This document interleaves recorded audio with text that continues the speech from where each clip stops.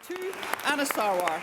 Thank you, Presiding Officer. Let me start by welcoming the First Minister's change of heart on holding an investigation into Scotland's maternity services.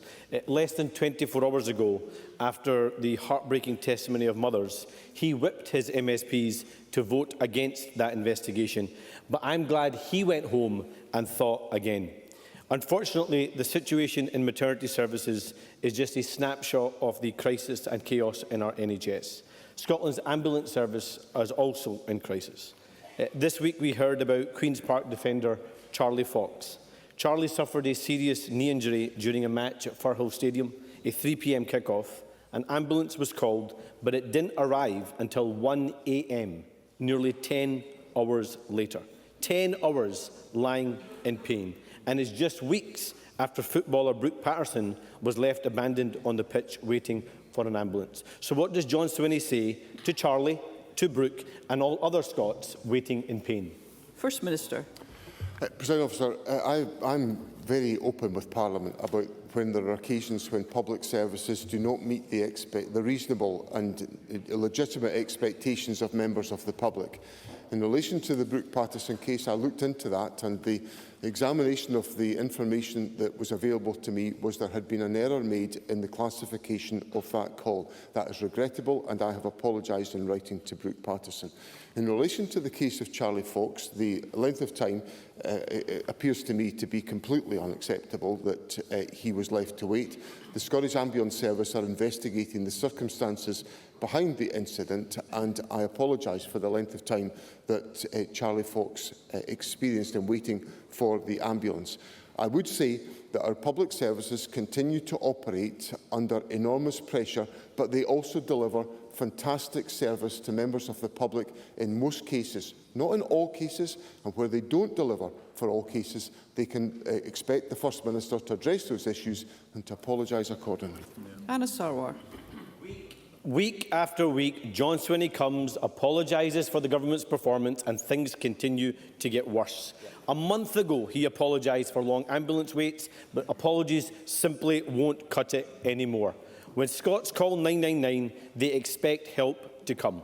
That's what David McClenaghan expected when he had a heart attack. He called for help and he gave his address, but when the ambulance arrived, the crew never even got out. David was later found dead on the floor. That was 7 years ago, and a fatal accident inquiry is now underway.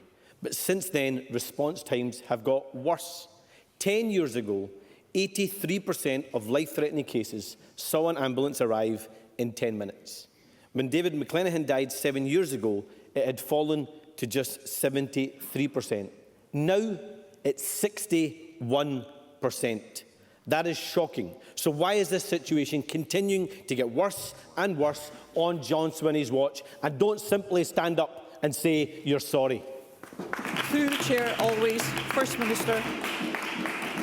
I recognise that there will be occasions in which public services do not meet the expectations of members of the public. And I think the right thing to do, and no matter what Mr Sarwar puts to me and how he characterises my responses, I will be honest and open with the public and apologising where those standards are not met. What I can say is that Scottish Ambulance Service staffing is up by 31% in the last 10 years, that we have more paramedics, they're up by 57.6% in the last 10 years.